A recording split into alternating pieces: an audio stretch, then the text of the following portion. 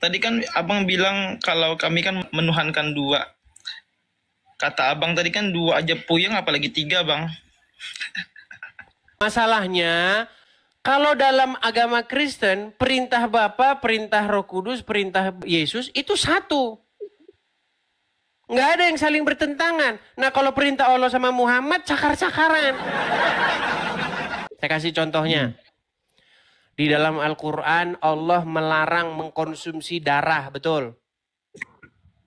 Ya, karena darah najis. Oke, tetapi dalam riwayat dikatakan Muhammad itu darahnya dia itu diminum, betul? Ya, Nah, betul. ketika darahnya dia diminum, apa kata Muhammad? Haram tubuhmu disentuh api neraka karena darahku sudah bercampur dengan darahmu, betul? Berarti Muhammad sedang ingin membuat bahwa Allah lupa kecuali darah Muhammad. Itu baru satu, bang, belum yang lain-lain. Contoh di dalam Al-Quran dikatakan, wahai orang-orang yang beriman, ucapkanlah perkataan yang benar. Dalam surat Al-Ahzab nomor 70. Artinya, boleh bohong nggak? Nggak boleh lah. Nggak boleh. Anda tahu nggak dalam hadis Muhammad mengizinkan orang Islam boleh bohong? Tertawa Ali Almanak di Tempelak Edis TV. Menuhankan dua sudah puyeng, apalagi menuhankan tiga. Mari kita simak diskusi menarik mereka berikut ini. Gini, bang. Tadi kan abang bilang kalau kami kan menuhankan dua. Kata abang tadi kan dua aja puyeng, apalagi tiga, bang. Nah, masalahnya, kalau dalam agama Kristen, perintah Bapa, perintah Roh Kudus, perintah Yesus itu satu. Nggak ada yang saling bertentangan. Nah, kalau perintah Allah sama Muhammad, cakar-cakaran. Coba, saya kasih contohnya. Di dalam Al-Quran, Allah melarang mengkonsumsi darah, betul? Ya, karena darah najis. Oke, tetapi dalam riwayat dikatakan Muhammad itu darahnya dia itu diminum, betul? Ya, Nah, betul. ketika darahnya dia diminum, apa kata Muhammad? Haram tubuhmu disentuh api neraka karena darahku sudah bercampur dengan darahmu, betul? Karena darah yang diminum itu bukan darah ini, bang. Itu darah bekam, bang. Darah bekam itu tidak najis, bang. Darah bekam tidak najis. Sedangkan dalam Al-Quran, janganlah kamu mengkonsumsi darah. Berarti Muhammad sedang ingin membuat bahwa Allah lupa kecuali darah Muhammad. Itu baru satu, bang, belum yang lain-lain. Contoh di dalam Al-Quran dikatakan, wahai orang-orang yang beriman, ucapkanlah perkataan yang benar. Dalam surat Al-Ahzab nomor 70. Coba dibaca dulu, Al-Ahzab nomor 70. Kalau dari logat-logat Anda ngomong, kayaknya Anda saudaranya Yusufi ini, orang Banjar ya? Iya, betul. Betul. Ikam orang Banjar.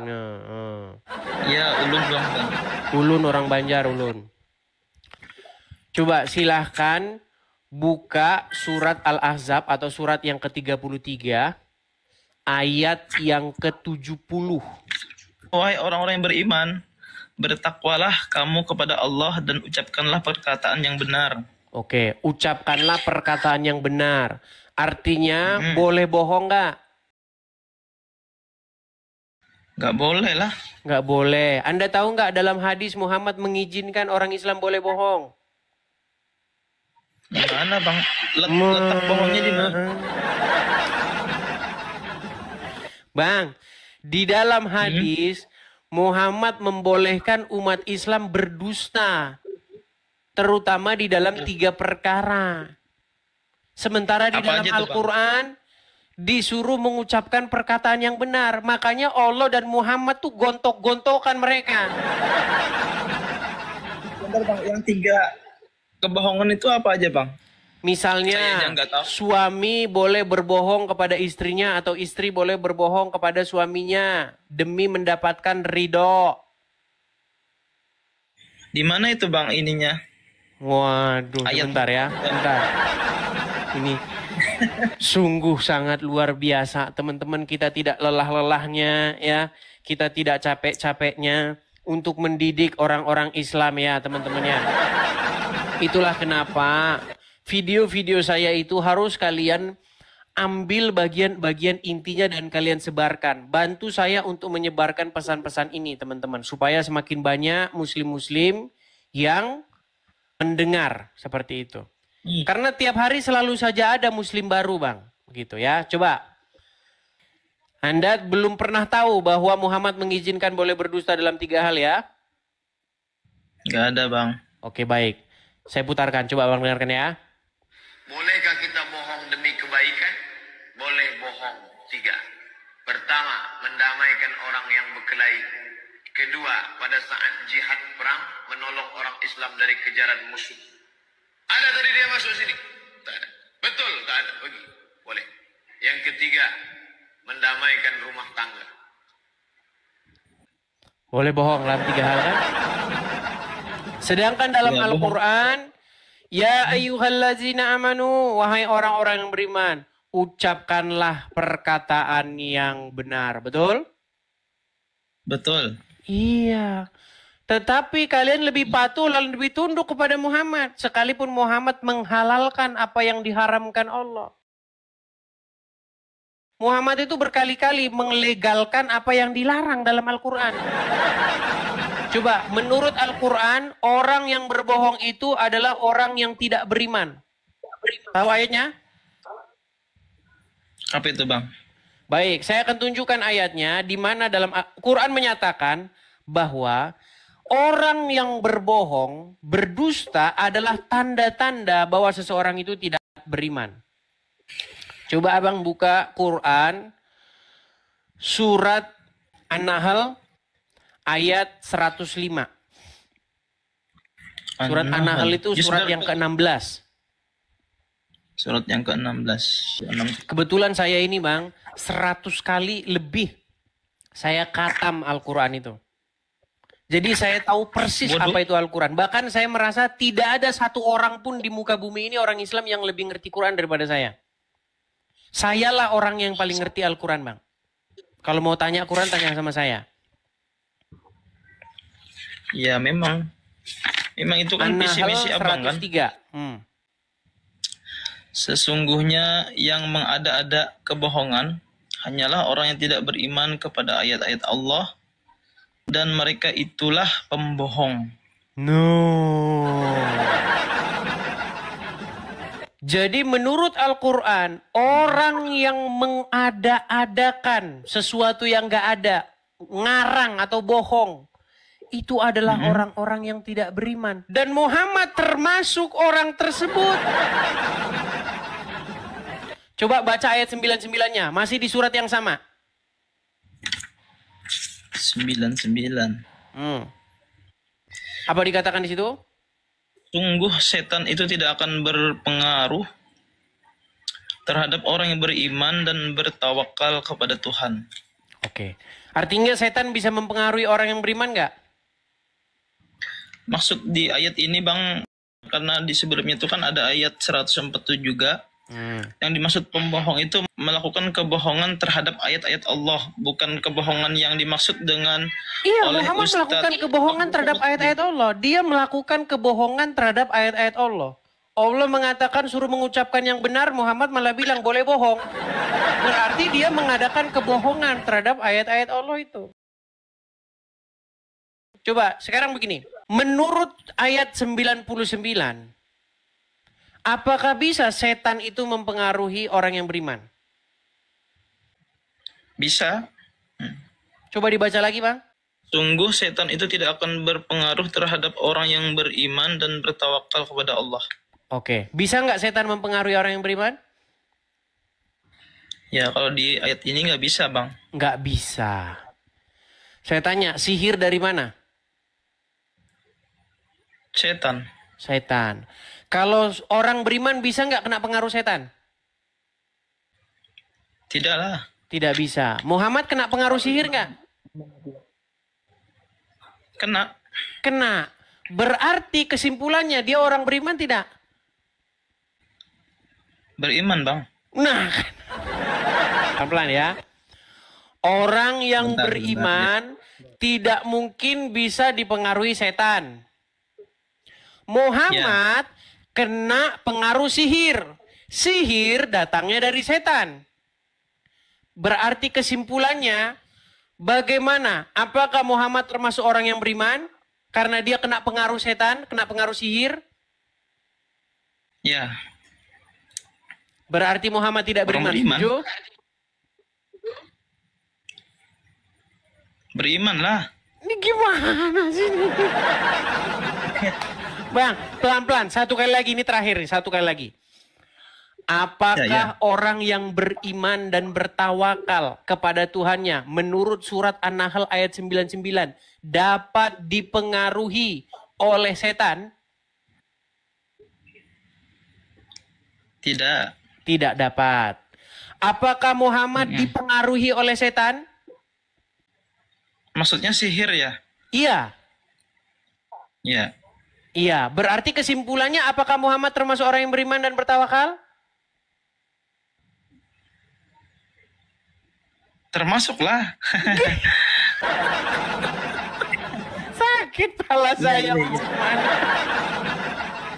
Kalau Muhammad termasuk orang yang beriman dan bertawakal kepada Tuhannya, menurut ayat tersebut tidak mungkin dia bisa kena pengaruh setan atau sihir. Sementara, dengarkan ini. Nabi SAW. Dan waktu itu Nabi SAW kena sihir sebulan ya sebagai tanda bukti bahwa saya memang ini ada di tengah-tengah umat dan Allah ingin mengajarkan caranya. Caranya adalah pada saat itu penjelasan dia, tapi yang jelas itu Muhammad itu kena sihir. Ya, itu. Ya, betul. pernah disihir. Jadi itu namanya, Bang. Apakah terdapat riwayat Terus? Aisyah? Sebab turunnya Jadi Muhammad pernah kena sihir selama sebulan dan kita tahu sihir itu datangnya dari setan. Dan Muhammad kena pengaruh itu. Itu tanda bahwa dia tidak beriman dan bertawakal kepada Tuhannya. Bagaimana Anda ini? Bukti yang lain ada, bukan hanya satu bukti. Menurut surat An-Nahl ayat 105, orang-orang yang berbohong, yang mengadang-adakan perkara, itu adalah orang-orang yang tidak beriman. Dan Muhammad malah mengajarkan itu boleh berbohong dalam 3 hal. Ya, masalah Nabi Makanya Muhammad saya itu bilang terkena begini, sihir, Bang. Berhentilah Itu, Anda sini, Bang. mengikuti Muhammad. Itu yang saya minta kepada Anda. Dengerin dulu, Bang. Kenapa jadi Nabi Muhammad itu terkena sihir? Karena dia Karena tidak Nabi beriman Muhammad dan itu bertawakal. Bukan. Karena itu adalah sifat basyariahnya Nabi Muhammad SAW. Bahwa membuktikan Nabi Muhammad itu adalah manusia biasa. Oke, Seperti kalau kita, dia namun manusia beliau biasa, itu keistimewaan kenapa yang kalian tidak dimiliki perlakukan oleh dia manusia bak lain? dewa? Bang, Muhammad manusia biasa kan? Ya, Sama manusia seperti kita, biasa kan? makan, minum, Iya, tidur, sama seperti kita kan? menikah, dan lain sebagainya. Namun beliau memiliki tugas-tugas yang istimewa yang tidak dimiliki oleh manusia biasa. Oke, sekarang saya Gitu, tanya. Bang. Kalau memang Muhammad itu hanyalah manusia biasa, kenapa umat muslim memperlakukannya seperti dewa? Bukan memperlakukan seperti dewa, Bang.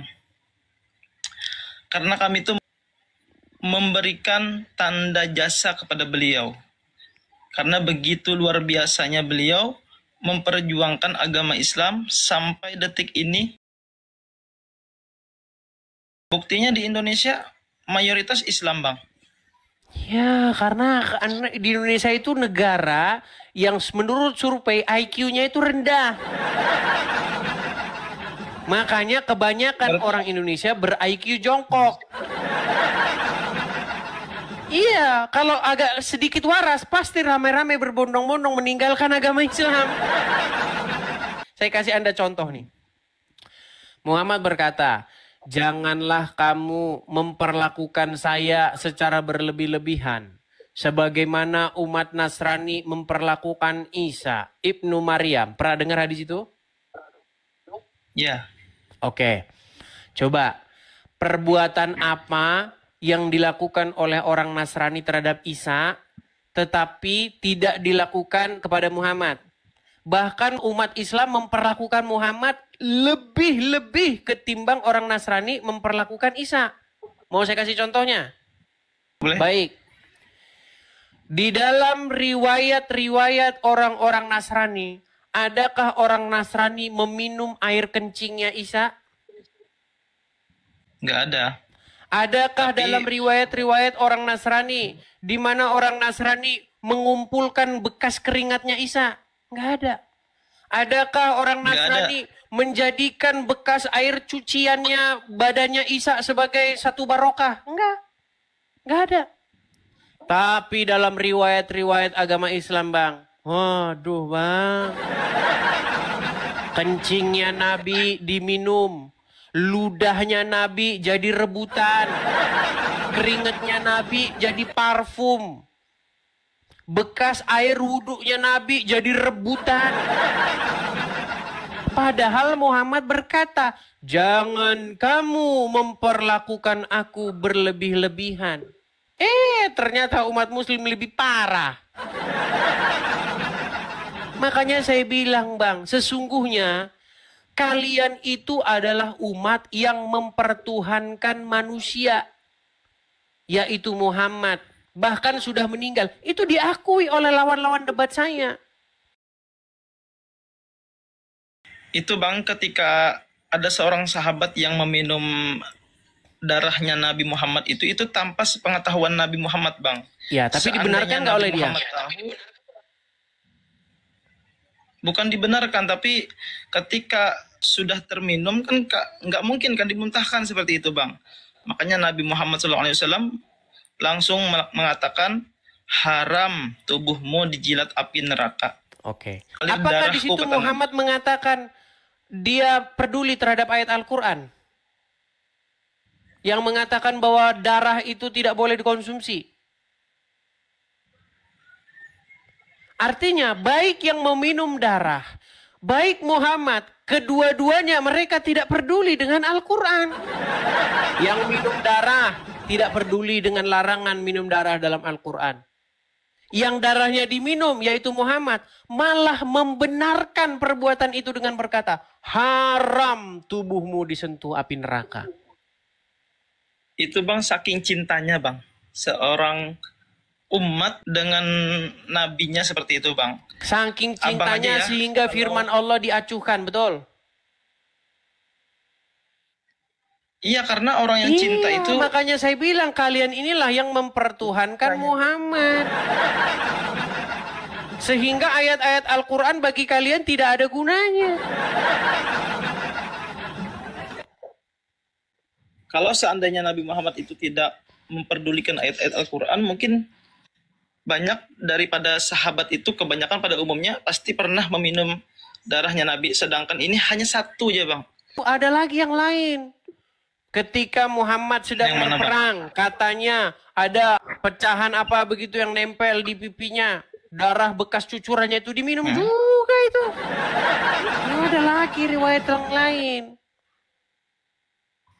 Sehingga melalui hadis itu, banyaklah Habib-Habib yang membanggakan dirinya. Bahwa darah Rasulullah mengalir kepadaku. Ada di dalam tubuhku ini zuriat Nabi, turunan Nabi. Sehingga orang Islam di Indonesia berbondong-bondong datang sungkem, cium tangan, cium kaki mereka. Kalau Bang Edis percaya nggak kalau Bang Edis itu keturunan Nabi juga, Bang? Kita jangan ngomong ke sana, Bang. Nanti kalau ngomong ke sana jadi panjang lebar. Maksud saya begini. Intinya, kalian ini memperlakukan Muhammad sudah masuk kategori mempertuhankan menurut bahasa-bahasa Al-Quran. Nggak ada, Bang. Loh, kalau di surah Yusuf itu... Surat Yusuf tadi mengakui bahwa suaminya Zulaika itu Robbi, betul?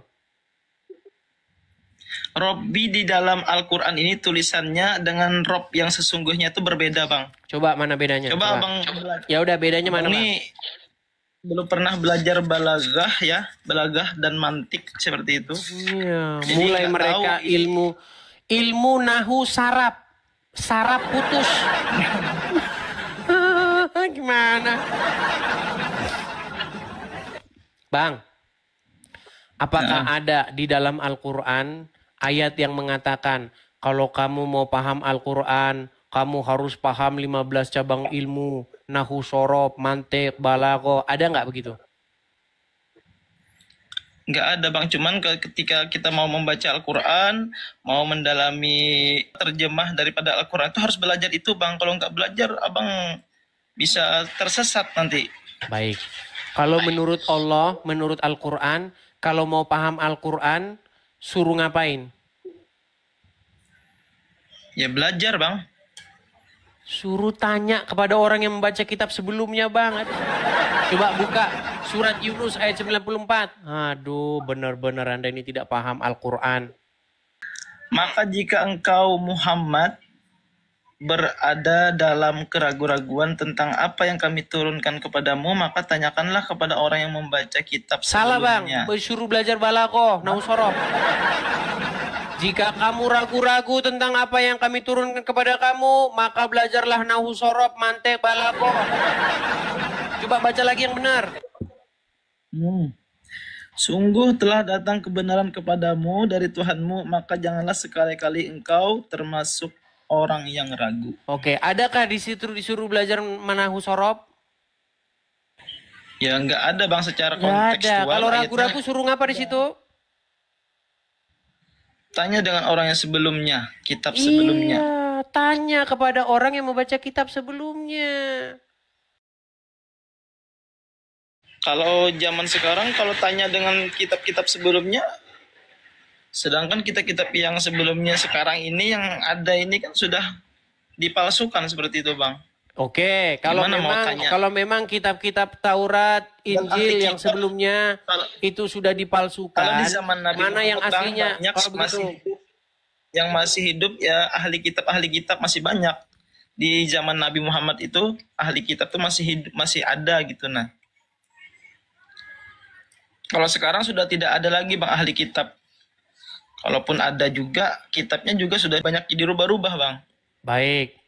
Kalau begitu, coba maksud Anda kalau mengatakan bahwa itu sudah dirubah-rubah, bagaimana dengan bunyi ayat Al-Quran yang mengatakan bahwa, coba bang, buka Quran surat yang ke-6, ayat yang ke-115. Dan telah sempurna firman Tuhanmu Al-Quran dengan benar dan adil. Tidak ada yang dapat mengubah firman-Nya dan Dia Maha mendengar, Maha mengetahui. Oke, adakah yang dapat merubah firman-Nya? Nggak ada bang. Nggak ada. Taurat, Jabur, Injil, firman Allah nggak? Firman Allah. Oke, ada nggak yang bisa merubah? Pening dah. Pening. Sebenarnya nggak ada. Terus tadi Anda katakan katanya Injil dirubah-rubah. Gimana sih? Karena ketika Nabi Isa, contoh nih Injil ya bang ya. Sebentar. Anda katakan nggak? Anda tadi mengatakan tidak bahwa Injil dan Taurat dirubah-rubah. Enggak sih. Tadi ngomong iya, sekarang enggak. Aduh. Iya sebenarnya iya. Sulit yang nyata ini.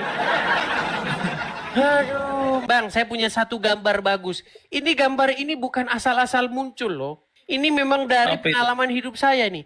Ketika Islam menjelaskan isi Al-Quran, disitulah dia harus berdusta. Bahkan kepada dirinya sendiri.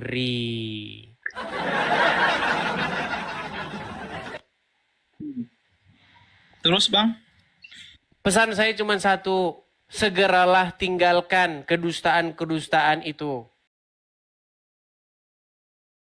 Semoga Anda mendapatkan kebenaran, Anda mempelajari ajaran Yesus, Anda mengikuti Yesus, berhenti mengikuti Muhammad, karena Anda nanti akan berada di dalam kesesatan yang nyata. Oke, gitu aja Bang ya. Sing aja bang. Bang Ali Almanak begitu saja. Ya. Oke, baik. Saya turunkan kalau begitu Itu aja, Ali Bang. Almanak. Terima kasih. Sama-sama Bang. Saya turunkan ya Bang ya. Bolehkan naik, Bang. Terima kasih banyak. Sama-sama Bang. Sama-sama saya turunkan ya. Semoga sehat-sehat selalu semuanya. Sama-sama Bang. Semoga Anda juga sehat-sehat selalu. Jawaban yang diberikan oleh Edis TV terhadap pertanyaan sekaligus pernyataan dari saudara kita Muslim bernama Ali Almanak. Menuhankan 2 sudah puyeng, apalagi menuhankan 3. Edis TV menjawab, walaupun ada 3 pribadi yang berbeda dalam satu hakikat sebagai Allah, yaitu Bapa, Putra, dan Roh Kudus. Ketiganya yang esa memiliki satu kehendak. Tidak ada yang kontradiksi atau bertentangan, baik itu antara kehendak Bapa, kehendak Putra, maupun kehendak Roh Kudus. Apa yang dikatakan oleh Bapa tidak pernah sedikit pun berbeda dengan apa yang dikatakan oleh Putra dan apa yang dikatakan Roh Kudus. Apa yang dikehendaki oleh Bapa sama dengan apa yang dikehendaki oleh Putra dan Roh Kudus. Ada satu ayat firman Tuhan yang seringkali disalahpahami atau disalah mengerti oleh para apologet dan polemikus di luar Kristen. Bahkan banyak saudara-saudara kami dari luar Kristen yang benar-benar keliru dan salah memahami Yohanes pasal 5 ayat 30. Aku tidak dapat berbuat apa-apa dari diriku sendiri. Aku menghakimi sesuai dengan apa yang aku dengar, dan penghakimanku adil. Sebab aku tidak menuruti kehendakku sendiri, melainkan kehendak Dia yang mengutus aku. Ayat ini sering dipelesetkan artinya bahwa Yesus itu tidak ada apa-apanya, tidak bisa melakukan apapun dari dirinya sendiri. Ini merupakan pemahaman yang keliru dan salah.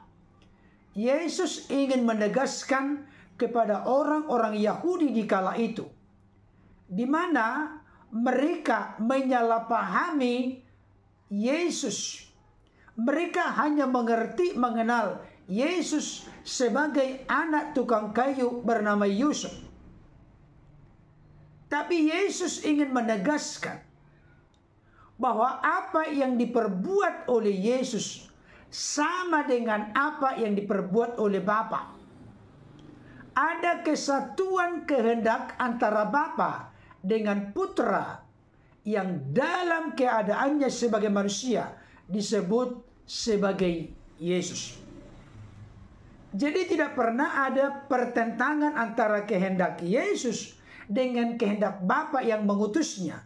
Karena memang Yesus datang, Sang Firman turun nuzul mengenakan tubuh kemanusiaan untuk melakukan kehendak Bapa dan menyelesaikan pekerjaannya. Kita juga perlu mengerti, memahami dalam perspektif keimanan Kristen tidak ada istilah dosa putih atau berbohong demi kebaikan. Berbohong atau berdusta merupakan pelanggaran terhadap firman Tuhan. Janganlah kamu bersaksi dusta. Yesus mengatakan di dalam Matius 5 ayat 37, jikalau ya, hendaklah kamu katakan ya. Jikalau tidak, hendaklah kamu katakan tidak. Apa yang lebih daripada itu berasal dari si jahat. Jadi dalam kekristenan, jikalau yang benar itu katakan benar, yang salah itu katakan salah, yang baik itu katakan baik, yang jahat katakan jahat. Jangan sampai diputarbalikkan atau jangan sampai dibuat samar atau abu-abu. Inilah ketegasan pengajaran dalam kekristenan. Tidak ada istilah kompromi terkait dengan bohong dan dusta.